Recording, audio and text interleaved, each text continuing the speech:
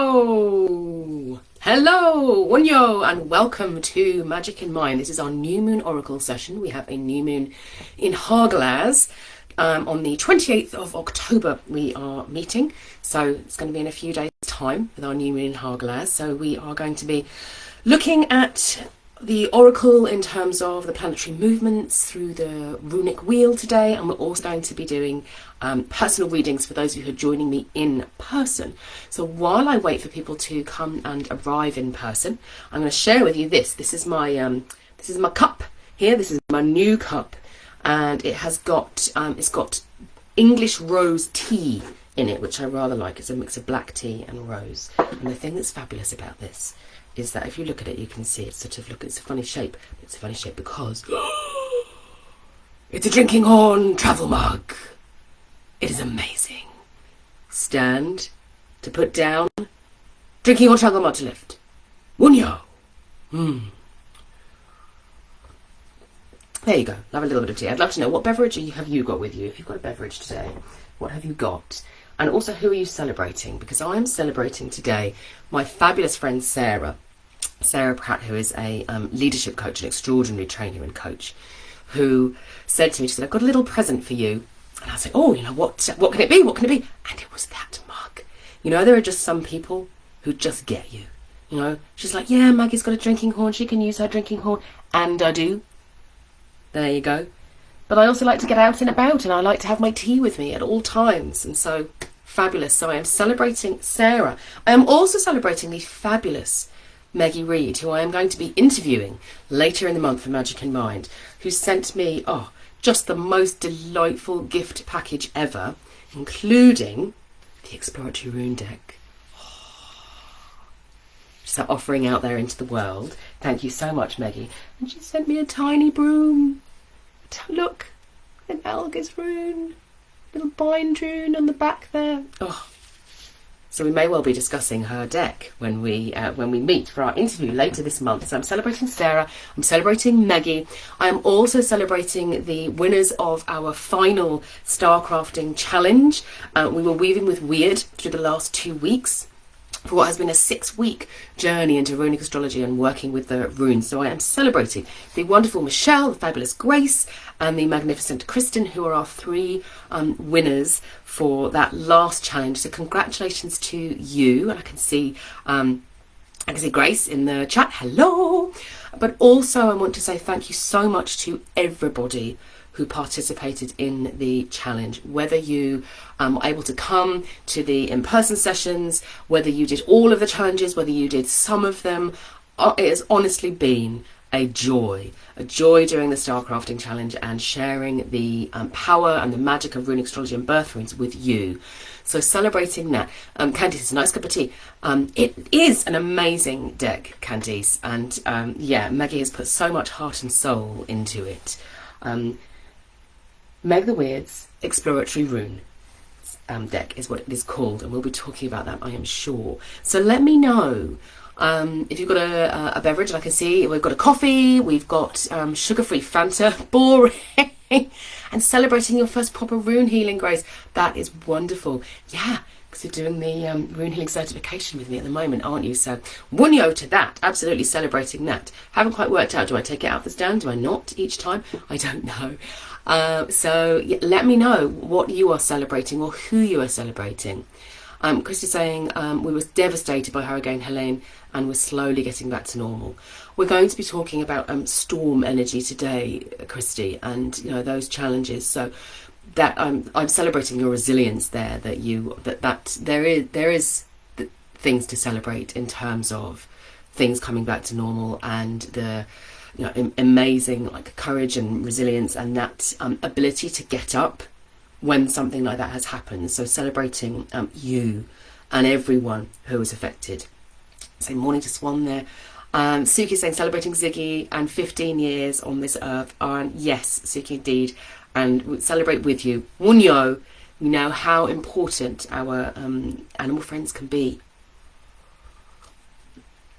to us. You know that I lost my beloved Mina very recently as well. So we celebrate and toast to them. So please do keep them coming, whether you are here in person with me, which is lovely and wonderful, or whether you are joining up the recording. So if you are coming to the recording and you're thinking, oh, I'm not going to be able to get my personal rune reading done now because I'm not there at the live sessions, and well done those of you who are here with me live, because we will be doing your personal oracles once we've done a little bit of looking at the planetary movements. But never fear, because we're going to be covering a large number of the runes through the course of the session. Can't do all 24 each session. And also I do work on, they are personal readings for people. They're not just what does the runes say. They are tuning into each person. But absolutely, please do listen to the oracles that we receive, because often people get insights from like somebody else's reading. You know, these things are always as they are meant to be. And you can also visit my Elder Futhark pages. So you can go to Megan Rose, or you can search Megan Rose Elder Futhark, or you can go to Megan Rose and you can see there's the Explore the Runes pages. So if you draw your rune for the day or the week or the month, then you can go and you can look at those pages if you're not able to come and be with me here in person. Pamela says, celebrating my temporary job. And yes, we celebrate that with you as well, Pamela. We know how special and important that is. So, wunyo to that.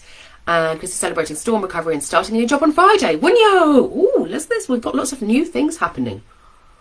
Which is again actually very, very in keeping with what's happening through the lunar cycle this month. So we have a new moon in Hagalaz, which is then coming to a full moon in Inguz. So let me show you the Hagalaz here. And I think we'll actually start with that. Here we go. So here's our Hagalaz rune. And Hagalaz is one of those runes that people can find a little bit daunting. It's the rune of the storm. It's the rune of the hail seed. Obviously, we're experiencing that all over the world right now. It's often like the hand of Mother Nature just telling or reminding us that we are not able to control everything in our lives, and that devastation and challenge and difficulty and loss and things like that are all part of what it means to be alive, no matter how much we might not like that. And because of that, we can sort of go, oh no, the Hagalaz rune when it comes through. But just as Christy has so beautifully demonstrated, there are possibilities, and I'm not saying anyone is like, yay, brilliant, I love everything that happens about the things that happen that are challenging in the world. You know, we don't. There are many things that we would say, no, we don't want this to be what's happening in our world right now. But to have Hagalaz teaches us how to find our resilience and how to stand back up again and how to become strong through these experiences. That's the initiatory journey of Hagalaz, offered through the storm. And the other thing to remember with Hagalaz is it is known as the mother seed. It's the hail seed. You can think of a little hailstone as being like a seed that destroys as it clears its path. So we can have things like illnesses that take a long time for us to clear, or sudden changes in circumstances. Maybe we lose our job, or we burn out in my case, or whatever it is, or we get something that feels awful in the moment, and then we look back at it and it might be a year down the line, 2 years down the line, 27 years down the line, we go, wow, you know what?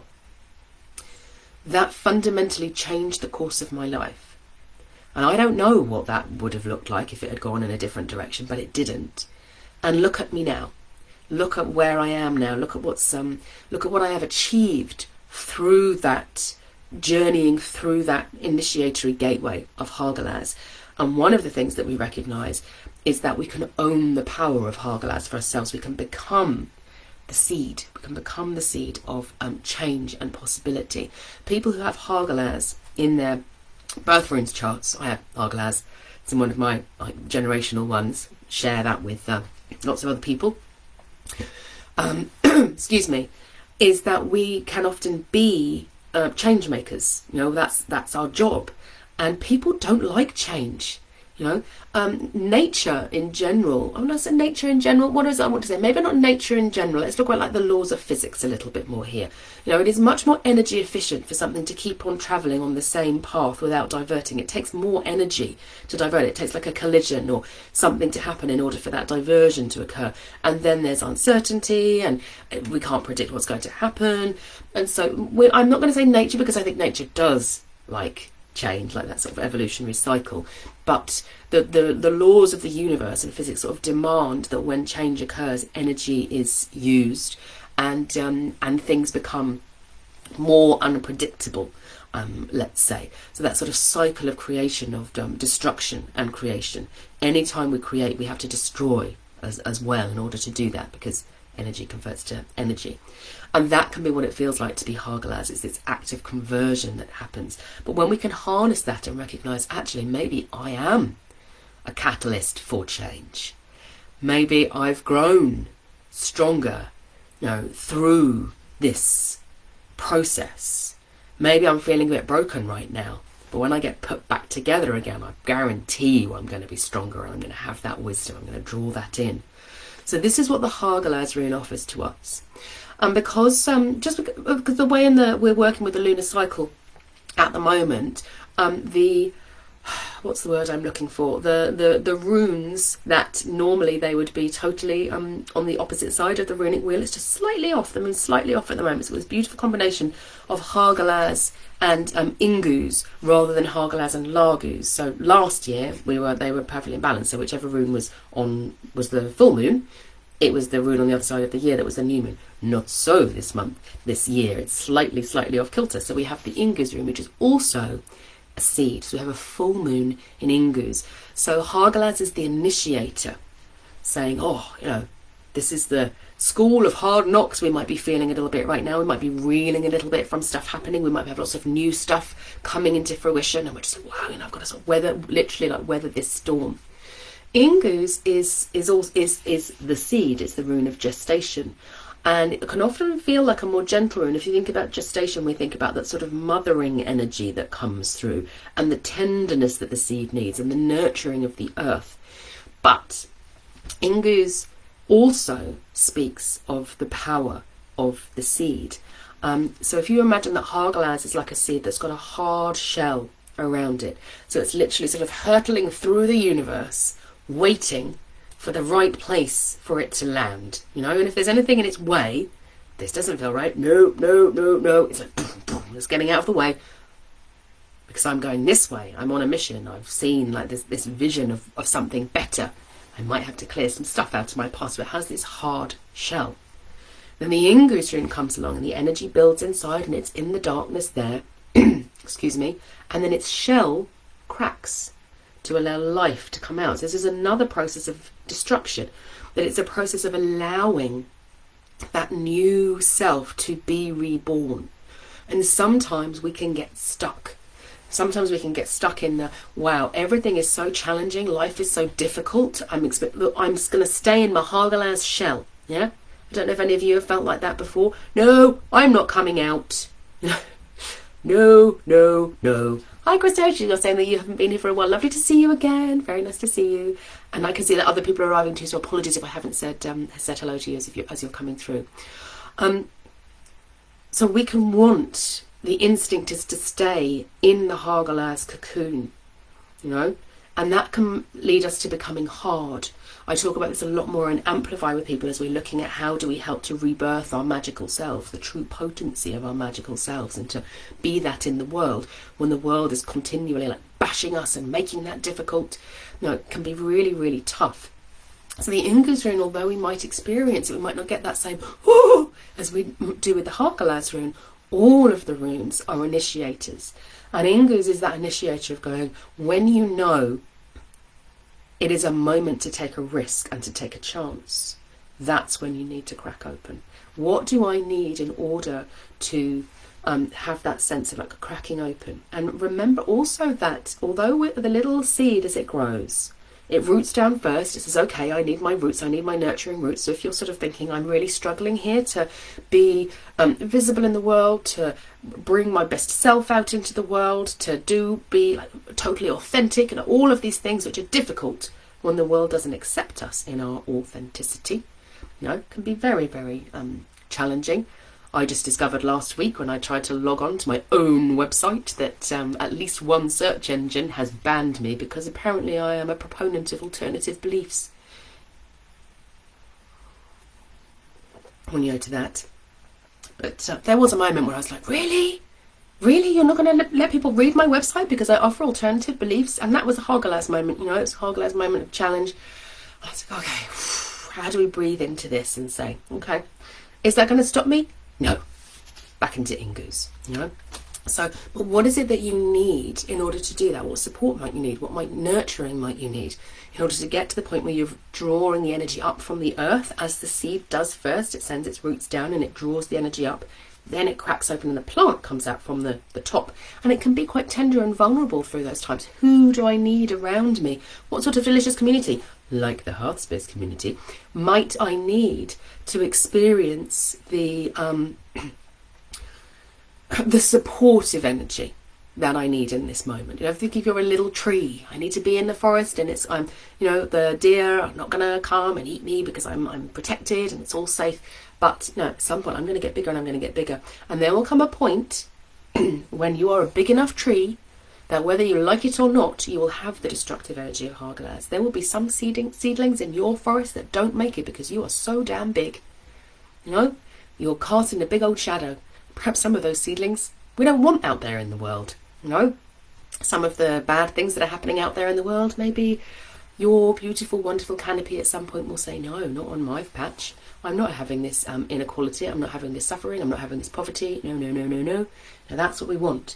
So sometimes we need that Hagalaz energy and we need that bursting through energy from the Inguz rune to allow us to grow as big and mighty as we need to be. I know, Candice, search engines. But if I didn't have search engines, you wouldn't be here. So that's when I was looking at it. I was like, yes, my website has been going strong for 14 years. Those people who are using that particular search engine, they're sadly they're going to miss out, but there will be others still, always, I feel, where people will go. And yes, maybe that's just a little lesson to me to be careful and discerning about which search engines I choose to work with. Ethical policies, all of those sorts of things are important, aren't they? Freedom of speech, what do we stand for? What do we use? What do we buy? What do we participate in? All of those things are the act of becoming a bigger tree, aren't they? So I'm sort of looking for looking for the wisdom. Let's say looking for the wisdom. So we've got Hagalaz and we've got Inguz. And I'm only going to touch on one more rune in this session. If you want to learn about the rest of the planetary movements, what's happening with them, how you can work with them, how you can harness them, what wisdom they've got available to you, then you're going to want to be part of Suna's Star Wheel. I think quite a lot of people on here are already members of Suna's Star Wheel. Let me know if you're not, because I'm going to share with you some very exciting news about Suna's Star Wheel once I've talked just a little bit about the Yera rune. So the Yera rune is shaped like this. It's the two parts of summer and winter circling each other, and it's quite a nice energy for managing the Hagalaz energy and the Inguz energy. It's Yera literally means year, and it's half month. So when the sun moves into Yera, it's right in the middle of Yera during the winter solstice here in the northern hemisphere. But on the 5th of November, Frigg's chariot is going to move into Yera. So we're going to be starting that Yera energy quite soon, quite early, let's say, in the winter season or in the summer season if you're in the southern hemisphere. So it's very available for us to work with. It's a really balancing energy. It's an energy of success. So if you're feeling like, I'm either experiencing that Hagalaz energy of sort of change being imposed on me and I'm a bit for it, or I'm in the Inguz phase where I need to find my strength so that I can grow and evolve, then the Yera rune is a really nice rune to work with. Heather says you're pulling Yera out last night. Yes, indeed. So if you get Yera, then do work with it. I think there was quite a few people who did the star crafting challenge pulled Yarrow at one point or another. I'm just feeling it really strongly at this point. And I wanted to bring it in because it offers us another lens as well to think about this, these cycles of the hail seed and the gestating, like vulnerable, bursting through seed, and some fundamental principles, if we're working within the Northern European tradition, of the balance between ice and fire. So we've got summer and winter. We've also got ice and fire. And here's the thing. The fire don't like the ice because the ice will melt all over it and make it cold, and then it'll get wet, and the fire may not survive the presence of the ice. The ice does not like the fire because the fire could consume it and it will melt and it will become water. And we have these two lands, Niflheim and Muspelheim, on either side of the Great Void at the beginning of time. So Muspelheim is fire home. Niflheim is actually mist home, but it is, the element is ice. And they spend a long time, before they actually start to come together, and all creation comes from them. So within the Northern tradition, as within many other spiritual traditions, we have this idea of polarity that comes in straight away within the Northern tradition. Now, I was thinking about this. let's say I was invited by a friend to look at like hot and cold treatments. I've been talking a lot about people who do wild swimming. And I've got a friend who's out there. She's doing a challenge to, she goes like literally out there wild swimming at the moment in the cold, and I find it amazing. But others who are doing this, like plunging into ice for cold water quite a lot. I was like, no, not me. No, don't like it. I've got Raynaud's syndrome, which I've always used as a bit of an excuse because my toes and my fingers get really cold straight away. But I actually thought to myself, you know what? This idea of ice and fire and of the importance of balance is something that I want to pursue within my life, even if I'm not someone who's enthused about the idea of jumping into freezing cold water. I will have a go at it when I'm in the spa and things like that, so I can get warm straight away again. But and I have actually jumped into freezing cold water in February thinking about it, so I mean, maybe not as cowardly as I think that I am. But even thinking about hygge, which my mind always turns to hygge at this time of year, and you'll know that in the half space we've done work on hygge during this space of time, and I might release some of those videos again and articles about hygge again, just as a nice reminder. And one of the things that I think we can forget about hygge, if you don't know what hygge is, pop a question in the half space and I'll put you in the way of some of the articles. I think you can look in guides as well, and we've got some things on hygge. We can think about it as being all sort of cosy and warm, and we've got candles and we've got hot chocolate and we're surrounded by friends and we're doing all of the things. But one of the important principles of hygge is that the most delicious hygge times, when we are by the fire and we're making a brew or talking and those sorts of things, happen after we've been outside, in the winter times. We've been out in the cold and our cheeks are all rosy red and we're feeling that energy, that real energy. And this is the thing that I think is important if we think about the Yarrow rune, is recognising that we do need to be able to move from one state into another and not to get stuck in either. And this is the lesson of the seed as well, isn't it? It's like, how do I allow my shell to crack? How do I allow my Hagalaz energy to push through when I need to sort of say boom, boom, boom. So how do I stay in momentum? And it's not the, in the modern world we might talk about 9 to 5 and that sort of energy of sort of push all of the time. I'm pushing, then have to keep going. There is a lot more of a sense of cycling through and saying, okay, what energy am I stuck in right now? So I'm in my nice warm shower. Now I just turn it down at the end. I have a little blast of cold water, and it's quite fun, I have to say. And I do feel more energised afterwards.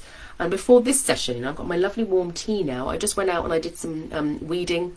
It's quite nice and chilly out there at the moment. So think about, if you're feeling like the world is a little bit overwhelming right now, or I'm feeling that call to Hagalaz and Inguz, there are little ritual practices that you can start to bring in around saying, okay, how can I allow my body the experience of safely moving from one state into another and surviving it, you know, from the state of being warm into the state of being cold, or from the state of being still into the state of movement, or vice versa, from movement back into stillness. You know, it's that cycle of rest as well that comes through. So that's my invitation to you through the course of this lunar month. Feel into that Hagalaz energy, feel into that Inguz energy, and then if you need to, think about the Yarrow as being like the offer of healing at this point. Where might I need healing, or where can the Yarrow support me in that? So we are going to do our rune readings in a moment. So I'm going to invite you, like the Inguz seed opening, says Candice, indeed. Grace says, I take the bound as a compliment. Thank you. That's a nice way of looking at it. I'll take that one. You know. Yes, so I'm going to invite you. There you go. Grace, she's on the ball there. She knows. Share your runes, and I will write them down, and I'm going to just tell you a little about Suna Star Wheel. So Suna Star Wheel has been going for, I think, 3 years now. We've been working with Suna Star Wheel. It's my sort of easiest access, ongoing membership subscription package. It's totally available to beginners to start to work with their runes, to work with runic astrology. And this year, I did a journal, a hard copy journal, to go with the package, and some people took that up and some didn't, which is fine. It was just that, you know, I was like, oh, we'll do a lovely hard copy to go with it. And you know what? It was a beautiful experience of creation, and I've loved the products that have come through.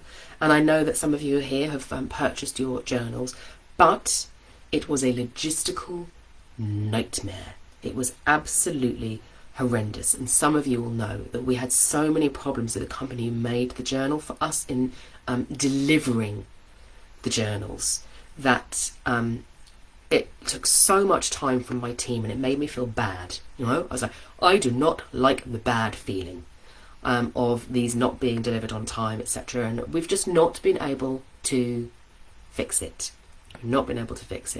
So I've decided we're not going to go with the hard copies from next year. So if you've got your hard copy now, that's the last one. You can, on the website, if you want to, buy the 4 copies for a legacy. You can absolutely do that at this point, but they will be coming down at the end of this month.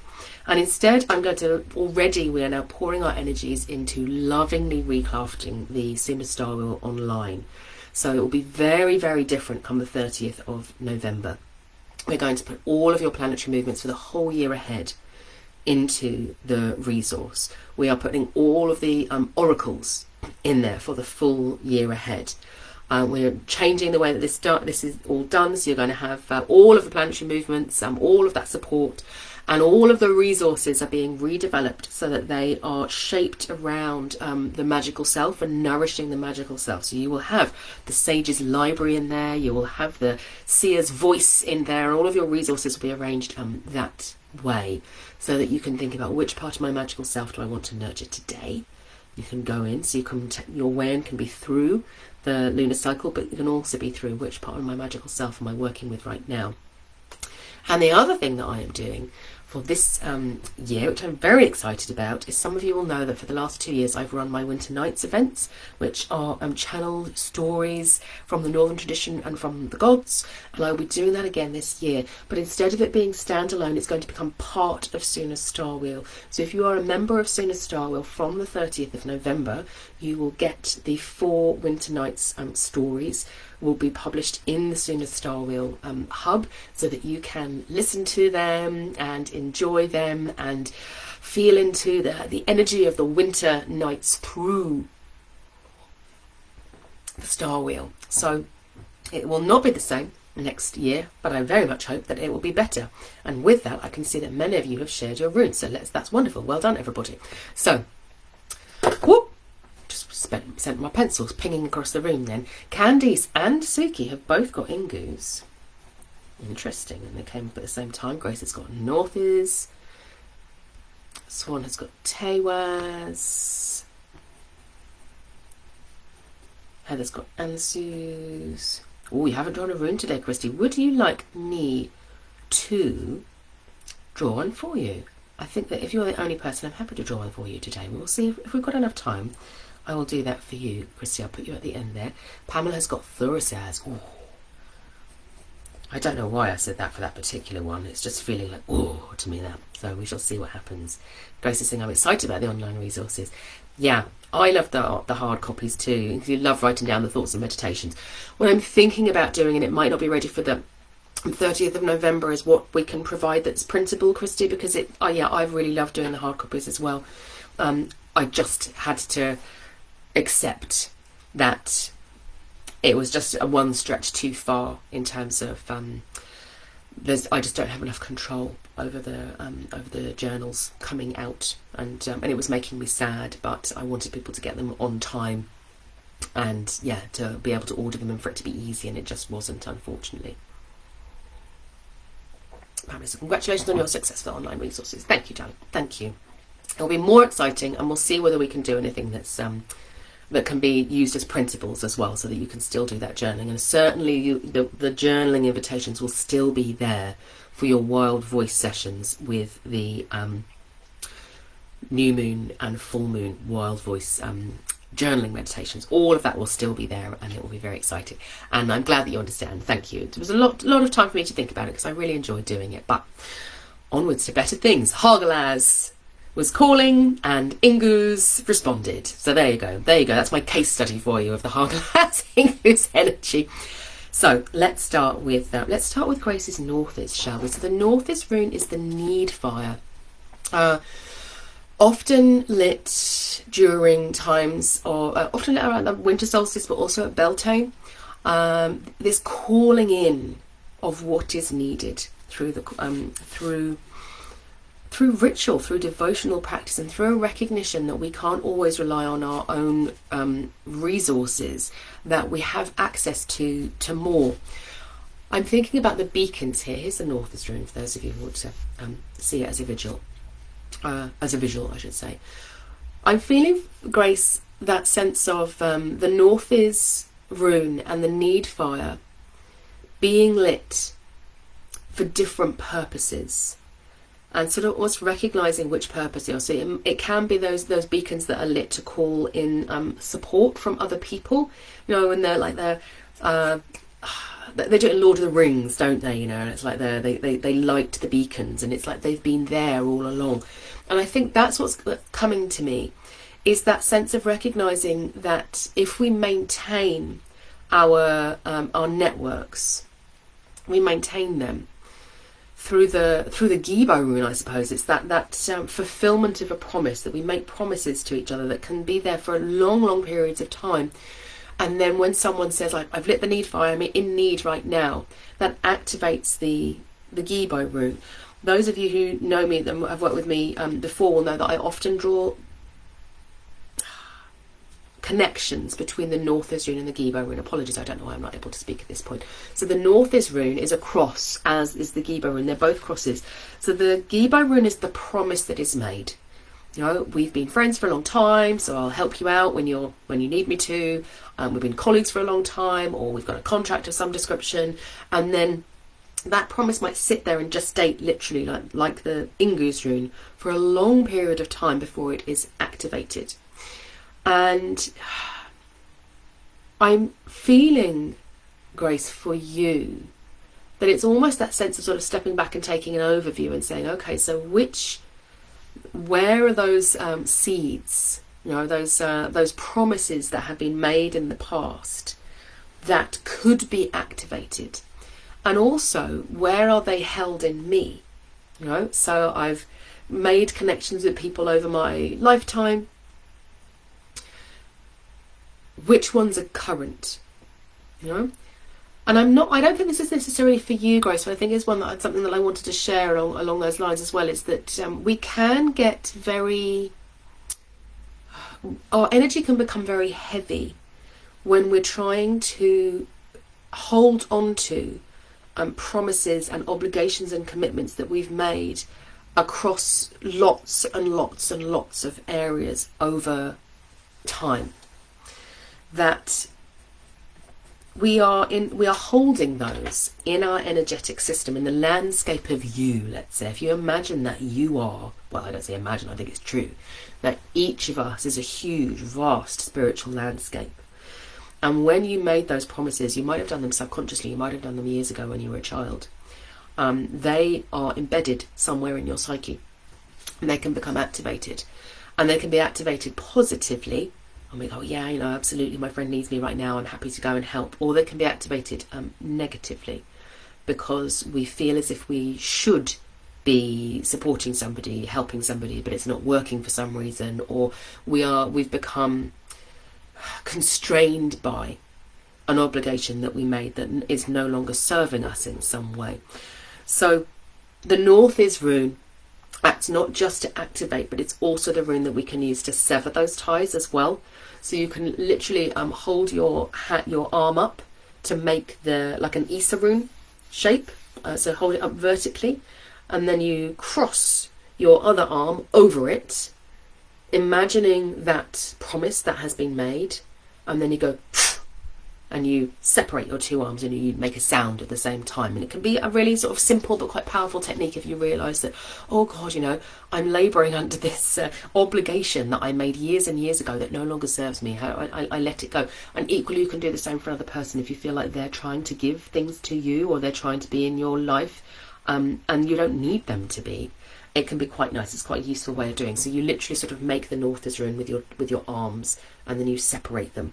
It's a sort of embodied runes practice. So I give that to you as an offering. The embodied runes masterclass will be coming in 2025 for those of you who are like, what is the embodied runes? Obviously, if you've done Awaken with me, you will know all about those things already. So we have done Grace, we've got Suki and Candice with the Inguz runes there. I'm feeling sort of still this sort of, it's quite visceral to me today. It's feeling literally embodied is what I would say there.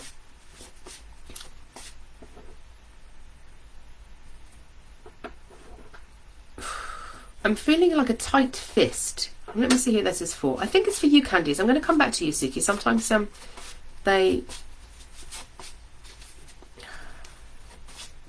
they weave in and out. I'm just looking for the Inguz rune. I appear to have lost it. There we go. So here we've got our Inguz rune. So I'm seeing this sort of fist that's held really tight, sort of holding on. And it's almost like the Inguz rune wants that slow release of the hand, to sort of open up like an anemone or like a flower. But the Hagalaz rune is bunching it in. And again, I feel as if this is almost a practice that might be useful. And I'm feeling this might be for you, Candice, and it might be just it's slightly nuanced for you, Suki. So I'm going to come back to you in a moment, which is to sit and maybe do it with both hands and really feel the hands tensing in and that feeling of the seed. And then just feel that sense of you, of what you get to be, who you want to be, what you want for your day, all of those things, and feel that sort of inside, like a little seed of light inside your hands. And then just allow as much as you can, and you can do it as slowly as you need to, your hands to open. And if you get that feeling, sometimes you get a little feeling in the heart when you do that. You go, oh, I'm too vulnerable. It's too vulnerable. No, that feels too big. Then you just very gently close the hands back over until the point where it feels comfortable again, and then you breathe. And you go, oh my God, where's the tension in my body when that happened right there? And you don't try and force it. You're not like, oh, I'm going to sit here with flat palms open. No, that's not the point. The point is to say, what I don't want is to be with that real tension that I'm not aware of. So it comes through. So you are saying, okay, I've got my little seeds of me, and what I want, my desires, and how I'd like to be in the world today. And then I feel the tension around it, that desire to protect and sort of the shell. And then you very gently open the hands. And the point where you go, oh, that's feeling I'm feeling there's an edge there. That's okay. And so you just very gently close the hands just a little bit around that again, and you allow yourself to become comfortable there, and you say, okay, so where's the tension in my body now? Just with my hands there. What do I need to release in my arms and my shoulders? And you just breathe into that. And that's me today. And that's okay. No? So it's allowing your mind to connect with your body so that you can get that real sense of, okay, how comfortable am I with my seed self opening just a little bit today, and where do I need it to be? So that I'm not going into a default, snapped shut, tight shut. It's actually what's right for me today. So I can feel that we're doing some embodied work today. Now, Suki. I almost feel like it's the other way round for you. I think that's why Candice came first. It's almost like it's the other way round, that we can sometimes open so much that we forget how to close again, because we're in giving mode. You know, I'm giving and there's so much and I need to do that, and our energy becomes drained, and we can feel almost flat. Literally, if you think about, I was talking about the flat palm, it's like we're in that mode of offering ourselves all of the time. When I do this gesture, this is what's called a generative pose. It's like an archetypal, like embodied pose, where you've got your arms stretched out and your palms facing up, and it's this sort of asking for assistance and asking for help, and saying, oh, you know, accept me, love me, you know, all of these things. And so when we get stuck in the energy of giving of ourselves all of the time, we unconsciously then invoke this sort of placator, which keeps that going, because we become more and more other people, got to be tended to, other people got to see what they need all the time, and we give, what's the word, we're almost seeking their permission to close back up again. No, they're not going to give, are they? No, because they enjoy receiving from other people. So that's the other way around. It's starting in the flat open position, and imagining that this is like the petals of a flower, and that in the center you've got your seeds. Every flower, they've got the seeds, or you're waiting for them to be taken and sort of scattered out into the world, but they're not ready yet. No, they're not ready yet. So you will slowly start to close your hands up around those seeds, to offer them the protection that they need. It's that sort of closing motion. And for you, I would suggest doing that at night before bed, because it's letting the giving energy. It's saying, even if I can't do it, even if during the day I'm giving all of the time, it's at night. No, thank you very much. Closing back around myself. It's a little bit of a cocoon. It's that closing down of the energy and saying, this is mine. So I would try that, Suki, and see how that works for you. So that's two different uses of the Inguz rune as an embodied practice there, and feeling into the energy of the seed. Candice, I'm really glad that was helpful for you. So yeah, please do let me know how that goes for you. And Suki saying bingo, that's good. Okay, so that's why you came together, and that's why we needed to do Candice first. So we've got Swan now with our Tewaz rune. Let's feel the Tewaz rune. I was talking about energy before, so I was talking about the way in which our in the modern world we have that sort of push energy that would sort of like keep going, we're going in a straight line, we don't deviate, we don't stop, we don't rest, all of those things. I can feel that a little bit with the Tewaz rune there. We are in a society which is at the moment very dominated by the masculine mode. Here we are. It's the Tewaz rune with its arrow sort of saying this way. But it's what's the word I want to use? It's not the full masculine. It's not the masculine in its wholeness. So Tia, who is the patron of the Tewaz rune, isn't a traditional push through, push through and everything will be perfect kind of deity. He is a push through deity, because what he will say is, when something is important enough for me, I will do everything that I need to do to be the stand for it. Very much in integrity and in honour. But what he doesn't do is he just doesn't ascribe to these sort of like perfect images, these stereotypical images of what success looks like, and what the masculine looks like, or what the feminine looks like, or any of those things. And he is a reminder, I think, that when we are able to switch paths or switch gears, talk about the Yera rune, that allows us the space to reimagine ourselves in an image other than the image that society has imposed upon us. The Tewaz rune is showing me, so I'm going to Swan, I'm going to give you this visual, which I hope is helpful for you, is that when it's lying flat, it's well, you can't see it, can you? But it's lying flat, and it becomes like a channel through which all of the energy is flowing. And in our everyday lives, that's what we tend to do. We can be working without a huge amount of getting the bigger picture. And our energy is being flowing, and we're being encouraged to do it in that way. It's like, yes, I'm in the doing mode. Let's say I'm in the doing mode. When it turns upright like this, it becomes like the Irminsul pillar. It's a great vast pillar that was said to have two huge wings that spread out on either side of it at the top, very reminiscent of the Tewaz rune. This pillar that connected earth and sky. So it's that connection to the higher self. You know what, how do you feel about the term higher self, people?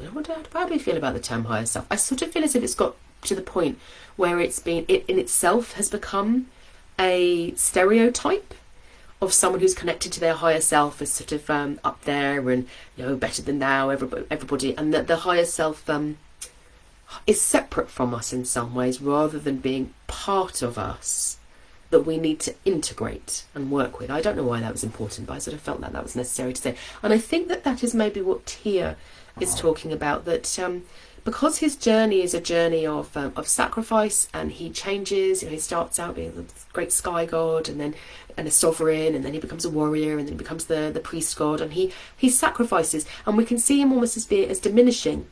And that doesn't feel right to us, and we feel like, he's got smaller. He doesn't see it that way. He sees it as I've become more myself. I've followed my path where it needs to go, and I've defined my own success. And I feel as if maybe that's what the message is. It's sort of saying that we can recognise some stereotypes. I was talking about the masculine, this sort of like dominant hero energy. I can do everything, I'm perfect, I'm brilliant, and all of those things. We can recognise that. We know about that. We're aware of it. But there are also other stereotypes forming all of the time in our minds of what the higher self might mean. For example, that starts out as someone's incredibly powerful spiritual experience of connecting with the divine and with the universe, and recognizing themselves to be part of the cosmic whole. Absolutely happens, and then it gets passed along and passed along and passed along, and it becomes a shell. Instead, it becomes a story that's passed along rather than the direct experience.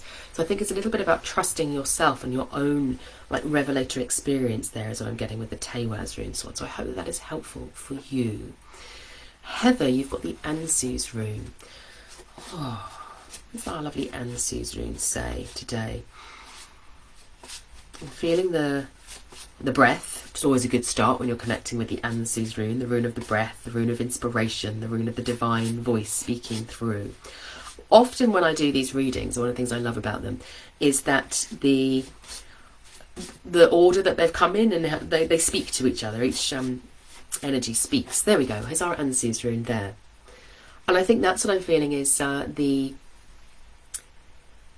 need to express that connection with the divine.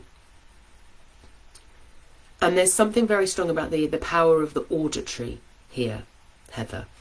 I don't know if you're more of a visual reader, or if you do tarot readings or things like that, but this is very much about the power of the auditory and the power of the voice as a channel for change and energy work and connection with the divine. And it just really is emphasizing to me the power of sound, and specifically the voice. It's also recognizing that, let's say I've got my singing bowl here. I'm not going to play it. I'm just going to use it. Here's my singing bowl. I can give this singing bowl to somebody else, and they can play it in a way that I can't give my voice to somebody else, and and they'll play it. That's unique to me. Whereas we might think of the singing bowl as being, I don't have the stick, so it's not going to play, but that it's in some way more separate from us, and that the bowl is the bowl. It's got its own spirit. But I think that what's coming through is a recognition that when, I don't know if you let me know if you do like drumming or singing bowls or those sorts of things, but it's saying when you do that, your unique energy is just as important as channeling the sound that comes through. So if you do sound healing, if you do anything where you are creating sound, whether it's just with your body or whether it's other things, has the power to heal and to state change really, really powerfully. So the voice is important, yes, but it's almost taking that further and saying, how can I bring that? Oh, I'm seeing you put in there, you're saying, so you, you've been doing some chanting and kirtan recently, which is helping you to reach states of open-heartedness and elation. And I wonder whether it's saying that's like a first step piece for you, but that once you've accessed that heartedness, that's those states, you can achieve them with other means as well, as I feel is what's coming through there. So let sound be your playground, Heather, is what I'm hearing there. And then Pamela, we've got the Thurisaz rune.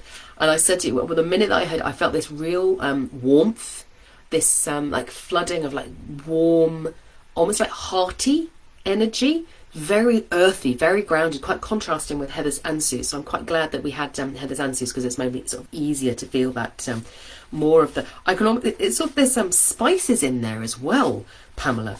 It's almost like this is to do with food here. Here we go. So it's that Thurisaz energy. Of which normally comes through as the thorn. So again, Thurisaz is one that people, if they Hagalaz comes up, Northis comes up, people will go, oh, I'm a bit nervous about this this rune. How do I work with that? And Thurisaz can come up as well as that sort of thorn energy. But underneath, for those of you again who've worked with me on Awaken, underneath that is the passion and the power and the love. That then again over time, if we get stuck in the shell, can create this very defensive Thurisaz energy. Now, the whole thing that we've been looking at today around the idea of the hail seed and the Inguz seed is very pertinent to Thurisaz, because if we are not able to express our love or our fear or our anger or whatever it is that we're feeling in the moment, it accrues inside our bodies, and that's when we can start to feel Thurisaz as a negative force, because we haven't been able to express it properly. And I think, Pamela, that it's almost a request from the rune to recognise that in claiming the Ansu's power, sometimes there is a need for the rawness of Thurisaz. That there is Ansus can be controlled. It can be so beautiful. It can be very conscious. As we go through and we work with story and. That we are weaving something beautiful, particularly when we work with others. And I know how powerful the Ansus rune is for you, so I'm wondering if that's what the Thurisaz rune is saying. And it's saying, make sure that every day you leave time and space for Thurisaz to come through, so that those parts, those sort of little responses, I'm sorry, to beep then, apologies, those responses that come and they might rise in the heart or they rise in the body, and then you're like, okay, I'm feeling that right now, but now's not the appropriate time for me to express that, is to go, don't forget it. You might, if you've got like a pouch of beads or something like that, that you can sort of put one in the pouch and say, okay, that needs my attention later. And then again, we were looking at embodied practice, weren't we? So I would work probably with the energy of fire to literally play some really lovely music and feel the flames of Thurisaz coming out of the body and allowing yourself to express whatever came through in the moment, and do that daily, because otherwise they'll get trapped in your body. So it's a healing practice of managing your energy as what's coming through there. Then we have got Krista, and then we will have just got time to do Christie's draw. So interestingly, with Pamela, we had our fiery Thurisaz energy, didn't we? And now for Krista, you've got the Isa rune. Now the Isa rune to me speaks to, again, the theme that we've come through, we've been looking at all the way through the course of today's session.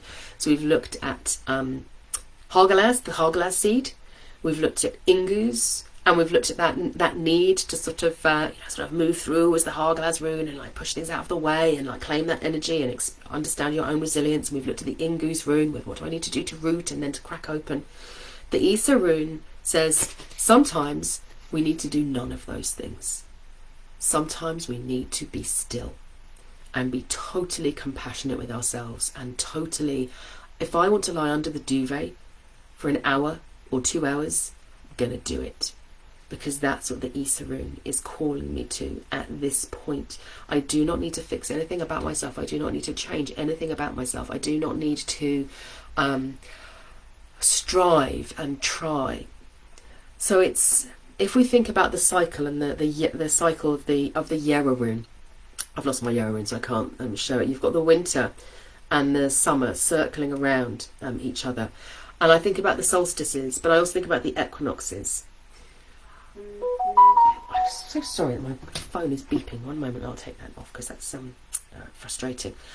There are moments within that cycle that are not... Somebody really wants to speak to me. There we go. There'll be moments in that cycle where the wheel is not turning. And when the wheel stops turning, time itself stands still. So if we're able to fully commit to that moment of total stillness and to be really in it, it's that sort of mindfulness of saying, I'm really, really going to be in it. There's a book called Wintering. I'll see if I can post it in the Half Space group. It's really, really good. And it's that when we're able to do that, time sort of stretches out, and it can be, and then we have a reset. We have a reset moment before we enter back into the cycle again. So I think that for you, Krista, it's talking about that. It's saying, where are those moments where I disconnect and tie? It's a little bit similar to Suki there, with the sort of the disconnection, but there's even, I don't want you to think that energy of closing. I want that energy for you of expanding into stillness and allowing it to become vast and eternal. Is what I'm feeling for the Isa rune. There's a very beautiful reminder that we are meant to be at peace at the end there. So let's have a look at what people said. Heather, saying you got a very similar message yesterday. Fabulous. Sonia saying that was very relevant to you. Candy saying, I think these words need to be reclaimed and recovered, almost like the meanings have got so many. Yeah, I think that it's almost like the meanings get trapped. They've lost their potency. They've become sort of, I suppose, like the Inguz seed that's not splitting open again. So we have to keep them alive, don't we, for us to work with them. Let's see, what does Christy want?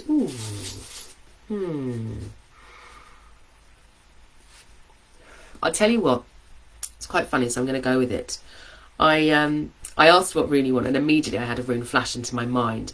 And when I drew the runes, I got the Yara rune, which obviously we've been working out on for the whole time.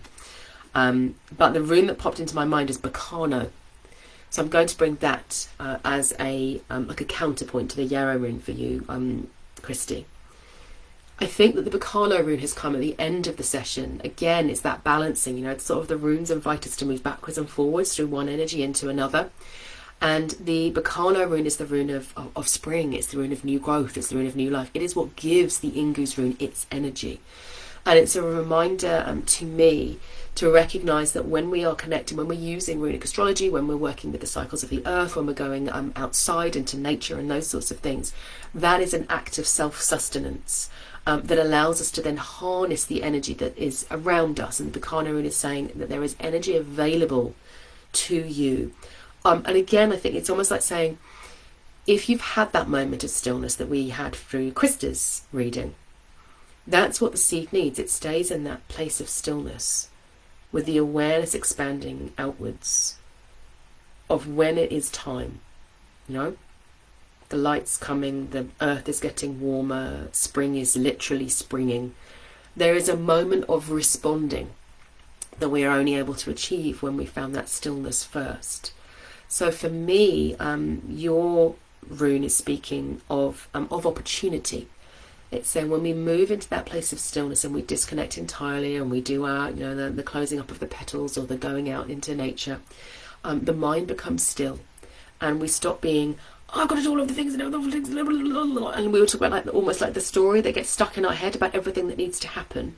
And we release that and we become aware of what's actually happening outside and of what's available to us in the moment. And that's what the Bacano rune is saying when you can find that stillness, then more resources will become available to you because your awareness will be more sensitive to them. So I'm going to leave that one for you, Christy, which means that we have come to the end of our session. So Pamela, yes, fire dance, embodying release, fabulous. Thank you so much to all of you who have joined me for this session. We have had a whole hour today, but the readings wanted to be deep. The 3 runes that we looked at in depth, they had a lot to say. So I really appreciate you coming and being with me, whether you're here live, thank you so much, whether you're watching the recording. Do let me know, what rune are you working with? If you're watching the recording, what rune are you working with? Don't forget the Elder Futhart resources that are available to you, and that you can always put questions as well into the Hearth Space as a member of the Hearth Space. And don't forget as well that Sooner Star will be relaunching. So now is a wonderful time to join if you are not a member. I'll be putting things out if you're on the newsletter, I'll be putting things out there, Hearth Space, and on social media as well about that in the coming month. I cannot wait to see many of you at the Seership with the Runes masterclass. Tomorrow we have got the retreat, Reclaiming the Seer, coming up on the 5th of November as well. So we are all about Seership through the course of this month, allowing our senses to open to what is out there in the world and how it can support us through the course of this month as we break through our seed shells and grow into the fabulous, wonderful trees, leaving beautiful legacies for the world. Blessings to you all. Lots of love. Last toast with the drinking horn. Wunyo!